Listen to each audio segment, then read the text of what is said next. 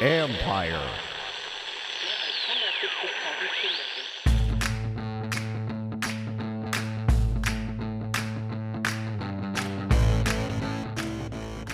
Hello and welcome to my podcast. During the season I had on ESPN's Nick Wagoner, who covers the 49ers. Back then we discussed how that franchise turned it around and what the Redskins needed to do likewise. Well, it started with massive change, and now here we are. So I brought Nick back on. We talked before the NFC Championship game, and I want to discuss this more in depth. What lessons can we apply from the 49ers situation to the Redskins? The difference Nick Bosa has made, and how that applies, of course, to Chase Young. A stadium in the middle of nowhere with dwindling attendance. Sound familiar? It should, and that's why I wanted to have Nick on. You will learn some lessons here. And then I close with my thoughts, an update on Reuben Foster and what it means. Nick and I discussed Foster, but at the time of the interview, we didn't know about his nerve damage. I also have a few other thoughts, including some influences on Ron Rivera. But first, my interview with ESPN's Nick Wagoner.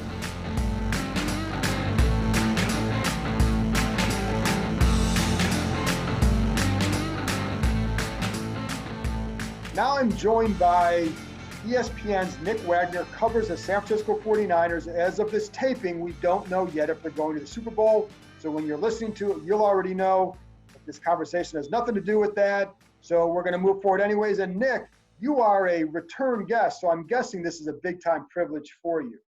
Yeah, well, anytime you get the initial invite from John Keim, it's a huge deal. But to get the ask back, it really tugs at the heartstrings. It's been a big year for me in a lot of ways, but I think this one is probably going to set the bar really high for 2020. Amen, brother.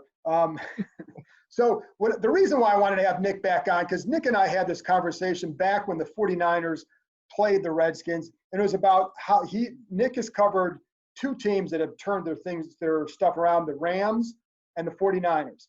And at the time, we talked about how they did that. And now here they are, and now the Redskins are kind of doing some of what they did. So when you look back, what was the biggest thing that the 49ers did to put themselves in this spot? Well, to me, I think the big thing was they had to find some semblance of organizational stability and continuity. And that was the thing that they missed the most. It was they had gone through, they had the Jim Harbaugh era, of course, and with Jim Harbaugh and Trent Baalke together, it was kind of an arranged marriage. We saw how it all played out. We've kind of seen now over the years, much to your chagrin, I'm sure, that Jim Harbaugh kind of seems to wear out in places, and he kind of ran his course in San Francisco. And then when Jim Harbaugh left, they hung on to Trent Baalke, and they tried to continue to do the arranged marriage thing. And it was, we're going to pair Trent Baalke with Jim Tomsula because Tomsula and Baalke have a relationship. Well, Tomsula was in over his head as a head coach, a great position coach, as everyone there in D.C. knows, but that's about it. And then after 1 year, they go to Chip Kelly, and that fails. And I think Jed York finally realized, hey, we need to put people in here who know what they're doing and are also on the same page. And that was the biggest goal of that hiring process when they added Kyle Shanahan and John Lynch was, we need two people who are going to be on the same page. And yes, there can be some creative differences, but at the end of the day, they're going to get along, and they're going to figure out how to make this thing work together. And the way they did it was actually very similar to what you're seeing in D.C. They went with the head coach first. Kyle Shanahan was their guy very early on in that process. They identified him. And even as he was coaching the Falcons at the time, he was interviewing defensive coordinators like during the playoffs. I mean, it was very well known this is what it's going to be. The other thing he was doing was figuring out who he wants to be his general manager. He had an aha moment with John Lynch, and he knew John Lynch from his time in Denver and the time that John Lynch spent with his dad. And so that was really the number one thing, was finding those guys who could run the football side. Jed York could take a step back, let them do their thing, and trust that those guys were going to be on the same page, even if they occasionally had a disagreement, that they were going to move forward and there wasn't going to be any sort of lingering issues there. You know, it's funny because that's been a big issue here over the years, was not being on that same page. It also seems like when I see Kyle and John Lynch talking, there is always a reference to the other. as if they're Mhm. always kind of in accord with whatever they're doing. And obviously not everything's going to be 100% unanimous, but they're in Sure. accord with this is how we have to be as a franchise and operate. Yeah, and I think that I mean, even little things that maybe don't seem like a big deal, but actually do matter in terms of the details. Like, for example, during the season, the 49ers want to they want Kyle Shanahan to be the voice of the team because he's the guy who's coaching the team. He's around the team all the time, all those types of things. And then that allows John Lynch to handle some of the behind the scenes stuff, other things that might be going on in the building, whatever it is. And then when the offseason comes around, those roles kind of reverse a little bit. You know, John Lynch becomes the guy who's out front a little bit more, speaking to the media more regularly. And Kyle Shanahan can deal with some of the other backside details, personnel-wise and things like that in the offseason. So they really have this kind of they have a really good chemistry anyway, that they clearly are good friends and they get along well and all of that. But I also think that they came in with an understanding of what everyone's role was going to be. They defined it very clearly early on, and they followed through on that. And I think that it certainly has helped lead to some of the success that they've had just beyond the X's and O's and starting to get some really good players in here as well. And because you were there too, what was the next biggest step after that? Because just getting that's gonna be a big deal. But in terms of, because I'm trying to look at things that, you know, a Redskins fan can say, okay, what's the next step after getting those guys in place? Were there some key veterans that they brought on board? I know Richard Sherman's there, obviously, but what were some of the other steps that they did to kind of change more of that culture and get it where they wanted it and needed it? Well, the interesting thing is if you're looking at any organization, you say the three most important jobs are what? The head coach, the general manager, and the quarterback, right? And so they didn't have the quarterback, but they had a plan for the quarterback when they got here. And so they actually didn't address it right away. If people remember, you know, Brian Hoyer was the guy that they signed to be the quarterback the first year they were here. And it was really just to be a bridge guy. There was never any intent to have him be the long-term answer. Another name that's going to sound very familiar to everyone there, everyone listening, is Kirk Cousins. That was the initial plan, was they're going to pursue Kirk Cousins after their first year here together. He was going to be a free agent. They were hopeful that they could get him. In the meantime, they added some of those veterans that you're talking about, and it was really more about, you know, getting culture and building the culture than it was about guys coming in and making an instant impact. Pierre Garçon, yet another name that's going to ring out there in DC, was one of those guys. Kyle Juszczyk, who's been a very good player and easily their best free agent signing from that first group that they brought in, was another one. Just guys like that who could kind of help set the tone, start developing the things that they wanted to develop from a culture standpoint. And then, of course, before they got to the Kirk Cousins opportunity, the Jimmy Garoppolo thing popped up. They saw a chance to take a swing at a quarterback without having to pay, at least in the immediate there, the money that Kirk Cousins was going to get. And they gave up a second-round draft pick to the Patriots to get him. And I think that really kind of changed the whole perspective on things, just in the sense that they knew they were going to have to dedicate a lot of money to a quarterback at some point. They ended up doing it with Garoppolo, of course, after just the 5 starts.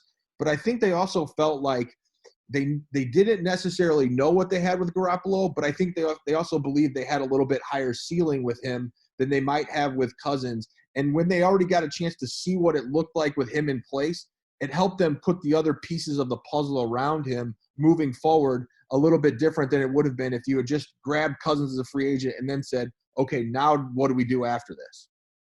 The other thing, too, when I'm looking at their roster, and this is where the other comparison to me to the Redskins would be, is their defense. And obviously the Niners are ahead of them defensively because they're just better. But the building blocks seem to be in place. Yep. Were they when this group took over?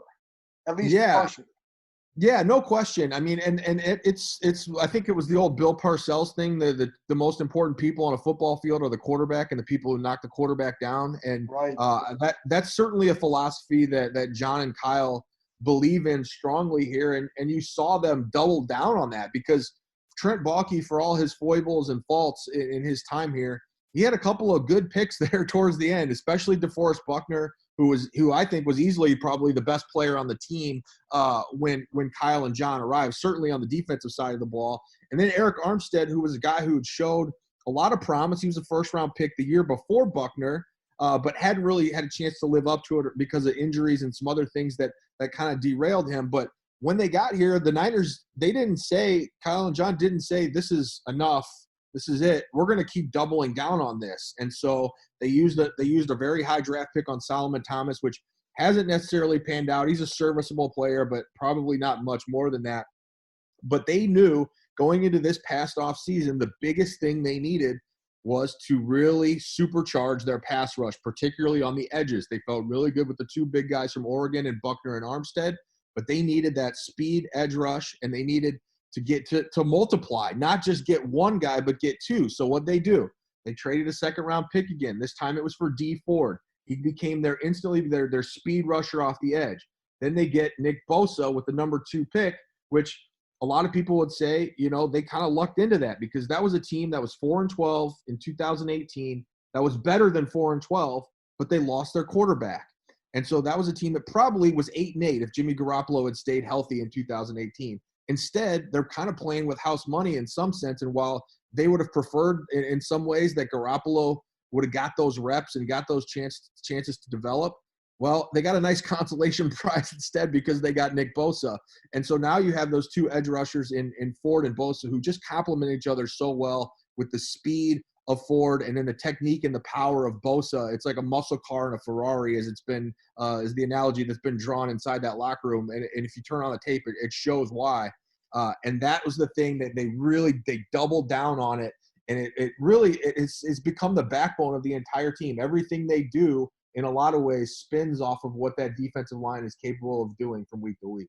And obviously the parallel with that one is Chase Young's going to be sitting there at number 2, almost most likely for the Redskins. And when you look back at last year, because, you'd read stories leading up to, we'd talk about this and we have to do our NFL Nation mock draft. I know you had them there, but was there ever talk about, because again, this is going to be the discussion for the Redskins fans in the offseason, should you take Chase Young or do should you trade back? You can get a haul. You can, maybe get a big return on that pick and get some, because you need so much and all that. What were the discussions like with Bosa? Was there a talk about maybe trading that pick? And before you answer, one difference is with 2 quarterbacks in this draft who could go 1-2, depending on how Tua's health checks out, it may make that more of a possibility than last year. But what do you remember about that discussion last year for the Niners? Yeah, and it would be 20/20 hindsight to go back and say I think that if there had been another quarterback there, that maybe they would have considered the move down more. But I think that it really was just a situation where everything fell into their laps just perfectly in some sense, because in most years Nick Bosa was going to be the number 1 pick in the draft, and quite frankly, he probably still would have been the number 1 pick in the draft had it been any other team except the Arizona Cardinals, and with Cliff Kingsbury as the head coach, right? Yep. It wasn't just because it was the Cardinals, it was because it was the Cardinals now coached by Cliff Kingsbury that are taking Kyler Murray. And so it fell in such a way that it was perfect for them, and Bosa was exactly what they needed. He was that last piece that could kind of put that defense over the top. They believed in him very, very strongly. And they were frankly just kind of holding their breath that he was going to fall to them. I don't know that there's a scenario that they would have traded that pick barring just some absolutely ridiculous offer. And I don't think there was ever really much consideration or many offers that were given to that end that would have made them consider it. So I think the only real consideration they had was, I know they liked Quinnen Williams from Alabama, the defensive tackle, but they obviously felt really good about what they have inside already.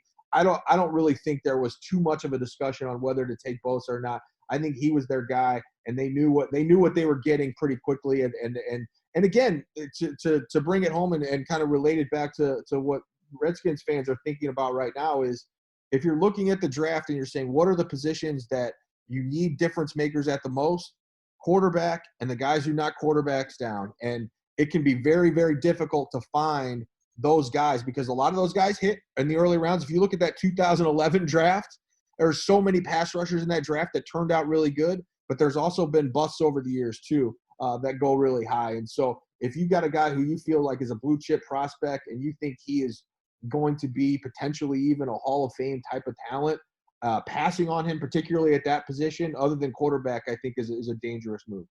And I would agree with that. To me, it's like if the guy's sitting there, you think he's an elite talent, then you take him because you need elite players to win. And it also points to that. They went out and got D Ford. They did have some inside guys, some other guys, Armstead, who had provided a pass rush.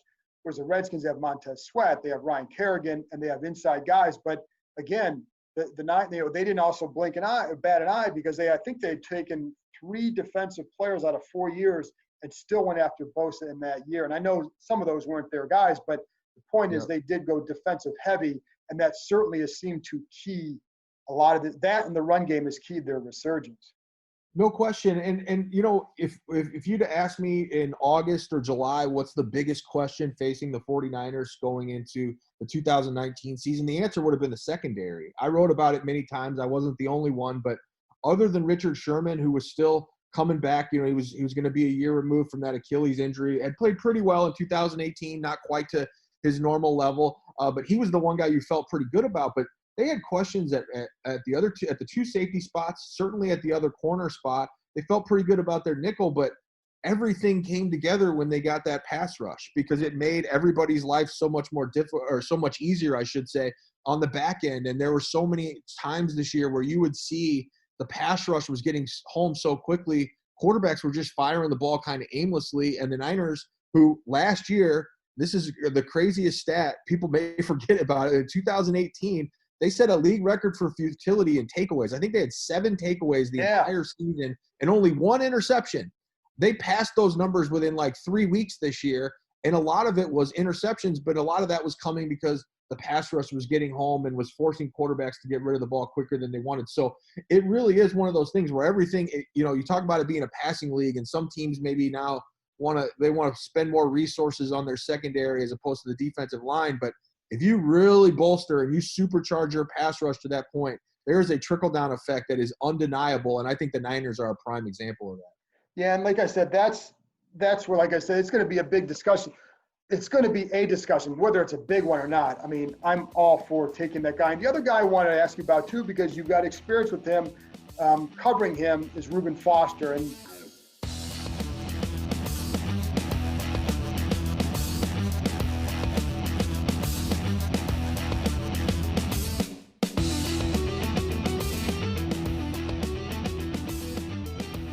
we haven't seen him play for the Redskins yet, despite he's been here. He will have been here for 18 months or so soon, right? Since November or whatever from 2018. The Redskins are going to a 43, and I'm curious what, covering him there, where did the Niners feel that he worked best and why? Yeah, I think initially when they drafted him, having him as the Mike backer was kind of the plan. I think after having him around a little bit, they at the time they still had Navarro Bowman, and so they were trying to figure out, where does he plug in? What's the best thing to do here? So they plugged him at weak side, and I think that ultimately they felt like that was the position where he could best do the thing he does best, which is, sideline to sideline, run and chase type of linebacker who's not afraid to come up in run support as well. And as that went on, they released Navarro Bowman, and that was Kyle Shanahan and John Lynch's first year together here. They released Navarro Bowman about midway through that season, and then it was, okay, well, now Foster becomes your middle backer, and he dealt with some injuries and things like that as that year wore on. And in the offseason, they drafted Fred Warner, who's turned into a really, really good middle linebacker, maybe one of the most underrated players in the league. I think people are starting to learn. He's really good. Yeah, he's very good, and he does so many things. I call him the onboard computer for their defense. If the D line is the engine, he's the onboard computer because he's doing everything pre-snap, the adjustments. When guys go in motion, he's pointing things out. He does all those things. He's obviously the guy with the green dot who gives the plays and all that stuff. But Robert Saleh has pretty much given him carte blanche to do whatever he feels needs to be done if he sees something pre-snap and things like that. And quite frankly, those were things that I don't think they believed Reuben Foster could do, at least not things he could do that would also allow him to continue to play at the speed that he would normally play at. And what I mean by that is I think that if he had to do too much thinking, he was one of those guys where it could slow him down, which is not what you want because that's not he's the kind of player that his speed and ability, his athleticism are things that are certainly weapons for him. But I think ultimately weak side linebacker is probably the spot where he's best served to do the things that he does best. And if you're talking about a guy like Ron Rivera, who's been around for so long and he understands what's the best for his guys, put them in positions to succeed, I would think that's probably what he would end up doing there as well. Just a couple more here, Nick. How important has Richard Sherman been? And I'm looking this because like, did they feel like they had to go out and get that one more veteran to come in and be a voice to help on that defense? Because it does seem like there was a lot of young talent. How important was having a veteran, older voice like Sherman for them? He's been huge, John, and it's funny because it does get lost sometimes because Sherman is one of those guys who we all know likes to he motivates himself by throwing fuel on his own fire, and he will invent. He admits to this. He will invent things in his head that are slights or perceptions of him that may not even be all that real, or certainly things that aren't that important, but they're things that keep him motivated. He does that for the team, though, too. And one thing I noticed, I wrote a story about him just before the Vikings game, the first playoff game for the Niners. And the story was basically that Richard Sherman is the straw that stirs the 49ers drink, and he's the guy who is constantly hyping up his teammates, pumping them up, but also keeping them grounded, which is a fine line to walk. But it's really interesting because you can't sit through a Richard Sherman press conference and without hearing at least the names of about a half dozen of his defensive teammates, and it's him, you got to give credit to Jaquiski Tartt because he did this, that, and the other thing. Or you got to give credit to Fred Warner. He did this that nobody saw, but it was a huge factor for us. And those are the types of things where he understands his platform because he's a superstar player in this league who's probably going to be a Hall of Famer. He's a very good player still, which also kind of seems to get lost in the shuffle with all that stuff. But he has brought an element here of being the guy who people rely on when they need something and when they need some guidance. And he told me a funny story. I was talking to him. I don't think he would mind me sharing this. I was just talking to him kind of off to the side a couple weeks ago before their first playoff game. And I asked him, like, do you ever have to, like, slap some of these young guys around and get them get them to fall in line? And he said, what's funny is guys will come up to me and they'll say, I was thinking about doing this, like going out to party or doing this last night, the day before practice or whatever. And then I thought of you and I said, I'm not going to do that.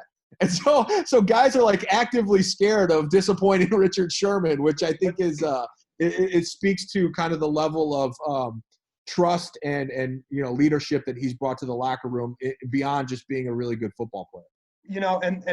But that's why I say there's so many parallels that I think the Redskins could use a guy like that. The last thing, Nick, too, what was it like, the culture when you got there, and how long do you think it took to really change it? I mean, the culture was not good. I mean, they were in a bad place. And look, my first year covering the 49ers was Chip Kelly's year here. That was 2016. And I felt bad for Chip in some sense because he was just in a no-win. There was very little chance he was going to win here. The roster was depleted.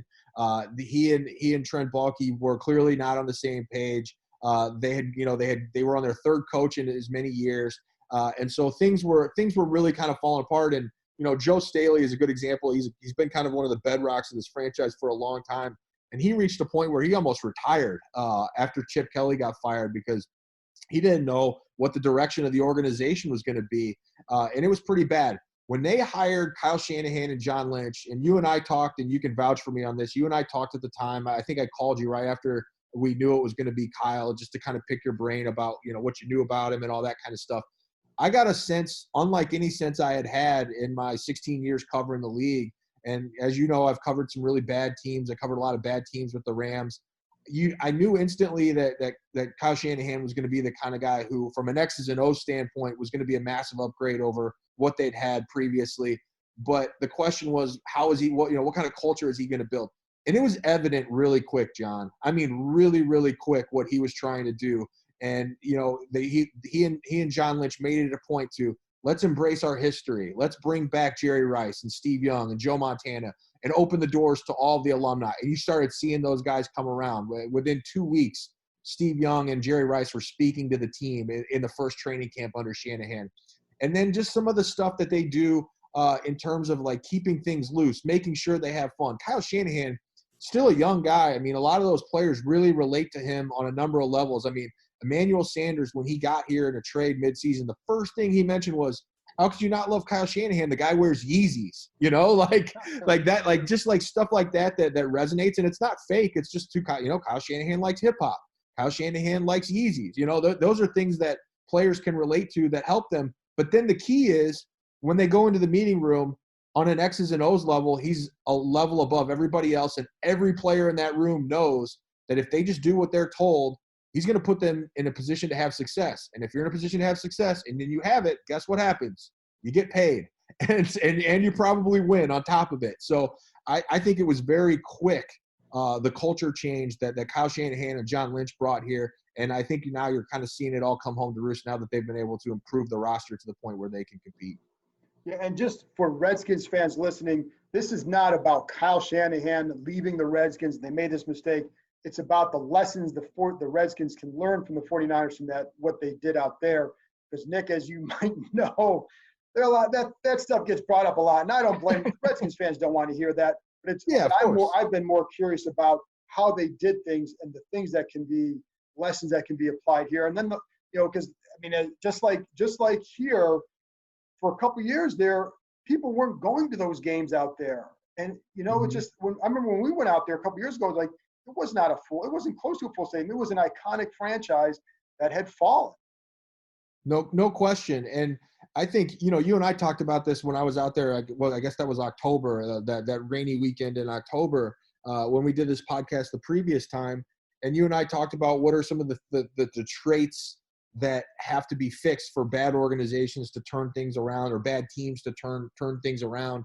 And one of them was, it always starts at the top, right? It starts at the top down. And I think that a lot of times it takes some introspection from the ownership level, maybe down to the other level. You and I talked about that. I know that the Redskins fans, and rightfully so, were disappointed with the Bruce Allen situation. And clearly they, at the time, it didn't seem like that was going to be something that changed, but at least it did. So maybe it does give you some hope that maybe there's some revised thinking going on at the highest levels, because everything starts at the top. And that's why, owners, Jed York famously said here after he fired Chip Kelly, owners don't get fired. And that's true. But what an owner can do is can take a deep look at himself and try to understand what he's doing that's not working, how he can help put the team in position to succeed.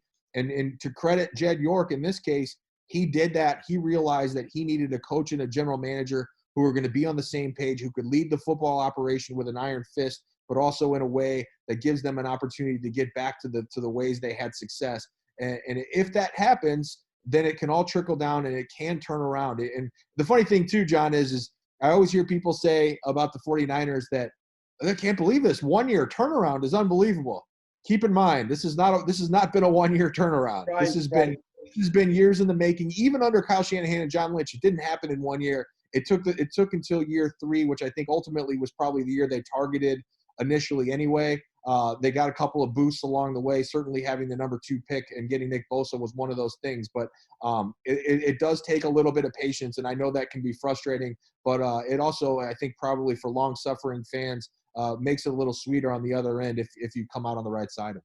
Yeah, and I think these guys are in a position for it. And I wouldn't say a turnaround where they're in the NFC Championship game, but a turnaround where you can say, is 500 attainable? Well, I think it probably is, because you're only, you're talking, 4 games, or, just a few games, but, we'll see. So long way to go, but I appreciate you sharing the insight, because I do think there are parallels to this organization, what they're trying to do, and what the Niners have done, and their histories as a franchises are comparable. So I think that's why I want to have you on. Nick, thanks a lot. And at this, as of right now, you're either going to be starting when this is airing, you're either starting your off season or getting ready for the Super Bowl. So either way, enjoy. Yeah, I'll try to do that, and I will look forward to the coveted invite number 3 from the John Kine podcast. I don't know if that sets me up for a Hall of Fame invite or not, but I'll anxiously await that. We'll see how the fans react to this one first. All right. Thanks, John. Thanks, man. After this break, I'll be back with my thoughts, including Ron Rivera and Andy Reid, and why that connection matters, and what can the Redskins learn from these Super Bowl teams.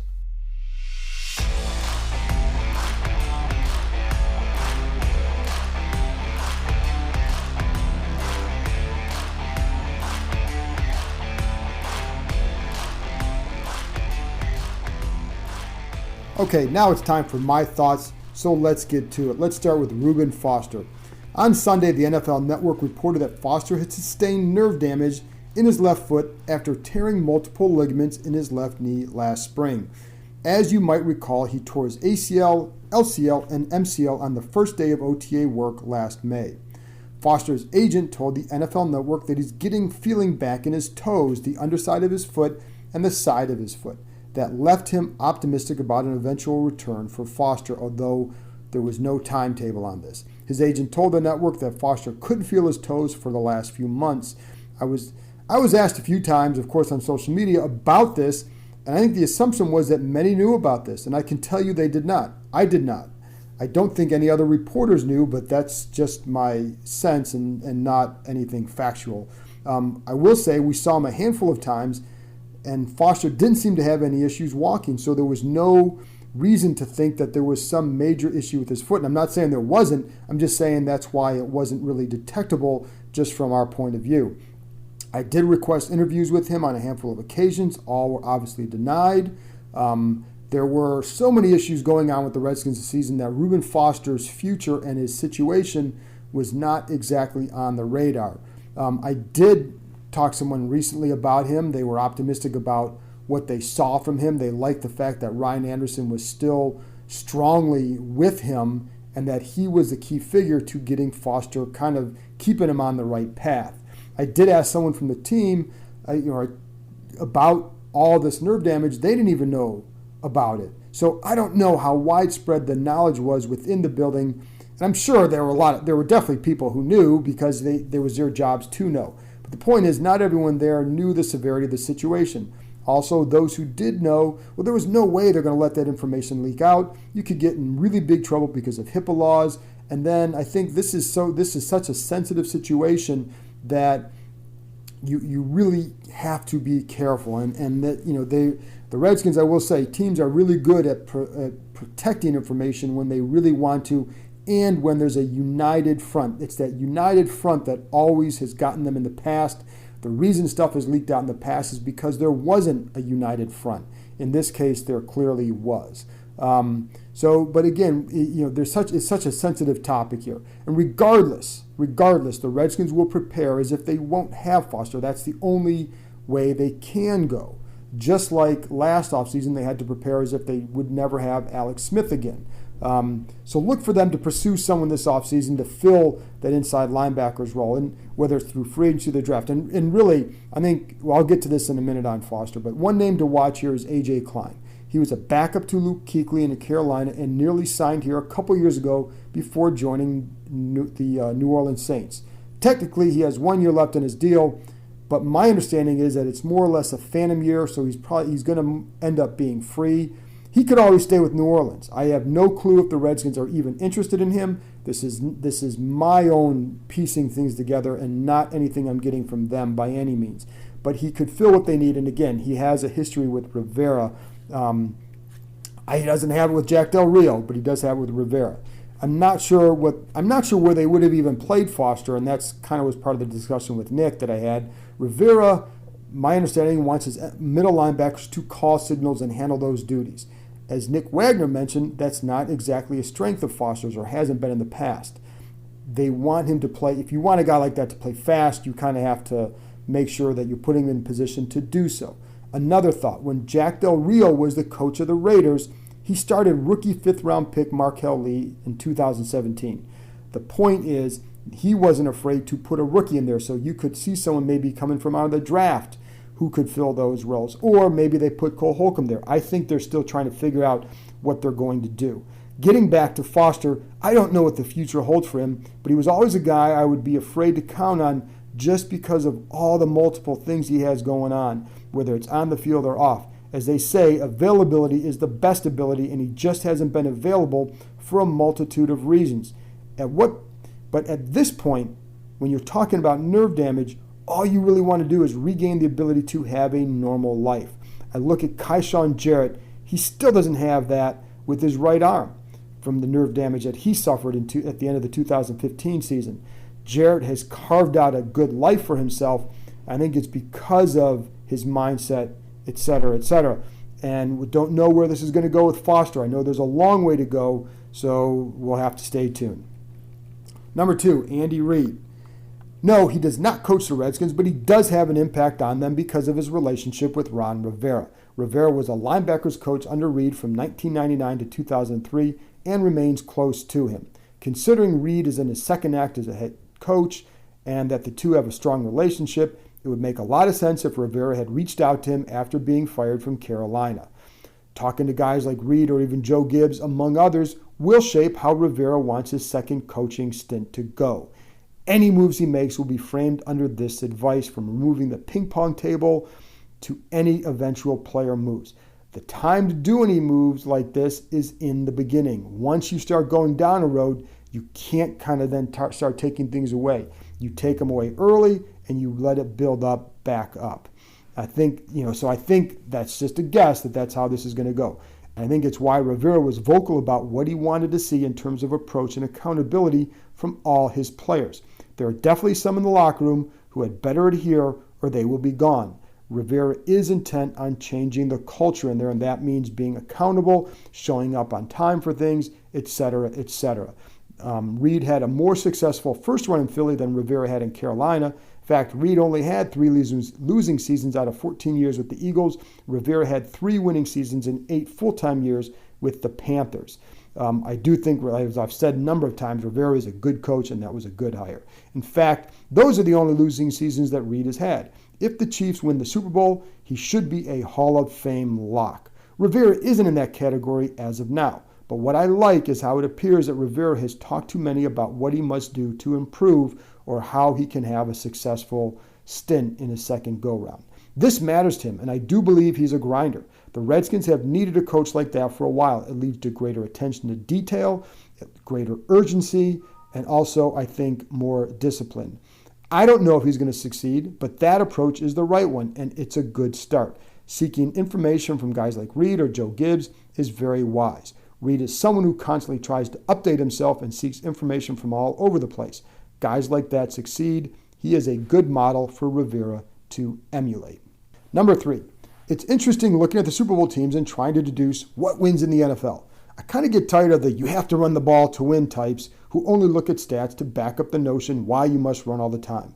And that's been prevalent all over Twitter the last couple weeks because of the Ravens, because of the Niners, and because of the Titans. And I kind of get tired of the pass-heavy mindset as well. Why? Well, because the Chiefs and 49ers show you one thing. It's about having a plan and an identity and using the talent you do have. The 49ers do not have a dynamic passing game like the Chiefs do, but they have a run game that scares the hell out of teams. They use the stretch zone and cut back runs to kill defenses. There is a threat of the pass, whether by alignment or situation, that helps too. It's always been an excellent run scheme, and it's why you can take backs that others have passed on and make it work. They use a fullback. Their tight end, George Kittle, is a terrific blocker, and their receivers block their butts off. It leads to huge runs. Kyle Shanahan also forces teams to defend the entire width of the field in the run game. That also matters. That's where the unpredictability comes in. That's why I say I don't view them as ultra predictable. Yes, we'll know they're going to run, but it's about the design and when and how it's run. Which way are they going to run? That's where when you talk about balance, it's about how you call your plays. It's not just about are you running or passing. It's about how you're doing both. If you just run the same pass all the time, it doesn't mean you're being balanced. It just means you pass then. I think the same is true in the run game. The Redskins ran the ball last season, but it was predictable. It didn't lead to anything other than better rushing numbers. Again, it's not as simple as saying you have to run more. No, you have to run better. How do you do that? Watch the 49ers. This season, the 49ers averaged an NFL best 6.13 yards per carry on first down runs in the opening half. That's according to ESPN stats and information, and that's unreal. Of course, you stick with that. And you stick with the run, And I use those numbers because it's not just about running out the clock and compiling stats in the second half because you're winning. It's about the effectiveness early and why you want to stick with something. That's what the 49ers have done, and that's good coaching. Meanwhile, the Chiefs have a lot of talent to skill positions and a quarterback who's fantastic. So they have gone in that direction. Both work. The lesson, make it work with what and who you have. Both of these teams do. Also, both teams have excellent offensive lines. Patrick Mahomes can extend plays, but he can also get to his second and third options while in the pocket before looking to move. The 49ers offensive line opens holes, man. They just open holes. The Redskins are damn close to having a terrific defensive line, and adding Chase Young would make it complete. But they need to get the offensive line right, and a lot of that starts with what they do with Trent Williams, Eric Flowers, and Brendan Sheriff. I don't see all three leaving, but I don't have any new information on any of them. I like Wes Martin in case one of the guards leave, and at this point, I don't know if they will. I think they understand if they want to run a power running game, which I think they do, then you're going to want to keep both those guards some way. You can tag Sheriff. I don't know how expensive Flowers is going to be. I think that will be something it'll be interesting to see. So they might be able to keep them both.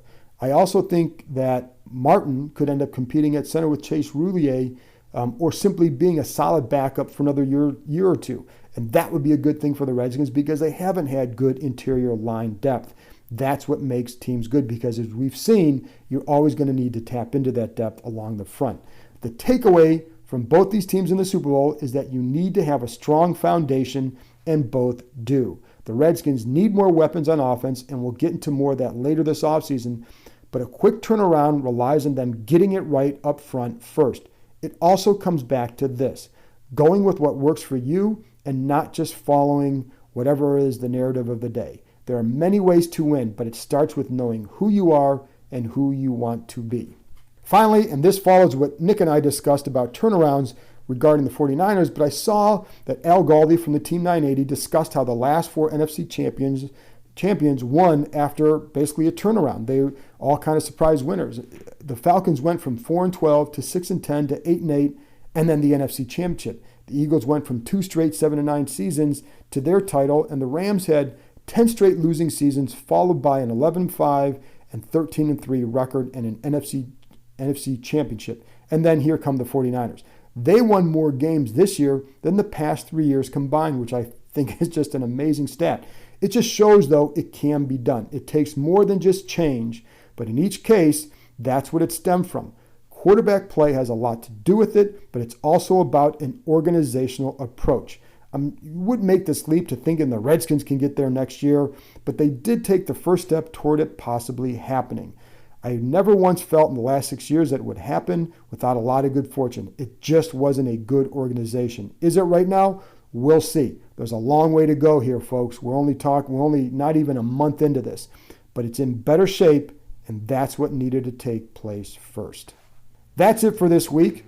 Thanks to my guy out in San Francisco, Nick Wagoner, for coming on, and thank you, as always, for listening. I'm well aware there is no show without listeners. I'll talk to you soon.